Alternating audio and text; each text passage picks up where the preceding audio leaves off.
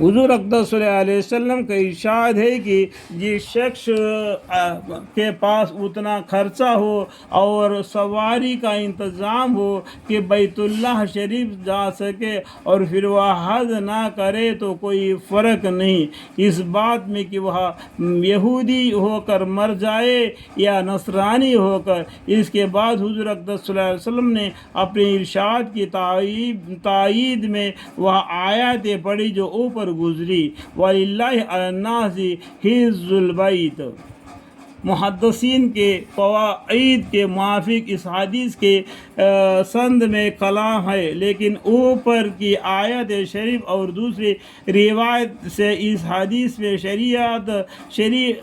شریف کا تائید ہوتی ہے۔ امام غزالی رحمۃ اللہ علیہ فرماتے ہیں کہ کتنی اہم عبادت ہے، اس کو چھوڑنے والا گمراہی میں یہودی اور نصرائی کے برابر شمار ہوتا ہے۔ یعنی جس کے پاس پیسہ ہوتے ہوئے بھی حج نہ کرے گا تو پیغمبر صلی اللہ علیہ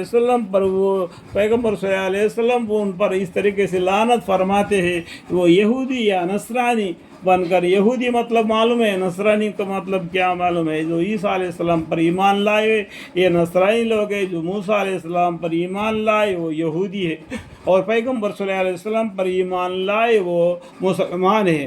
ابھی وہ باقی اس سے پہلے کے جتنے بھی کتابیں منسوب ہو گئی تو سارے دنیا میں اسلامی رکھا، ان الدین عند اللہ الاسلام، تو تمام لوگ ابھی اسلامی ہیں۔ وہ اپنے حالت میں وہ اکڑ کر رہ گئے تو وہ اللہ تعالیٰ ان کا حساب ان سے لے گا۔ تو پیغمبر صلی اللہ علیہ وسلم کہتے ہیں کہ اگر مال ہوتے ہوئے مسلمان حج نہ کرے، وہ نصرانی ہو کر یا یہودی ہو کر مر جائے۔ اللہم اغفر لی، اللہم اغفر لی۔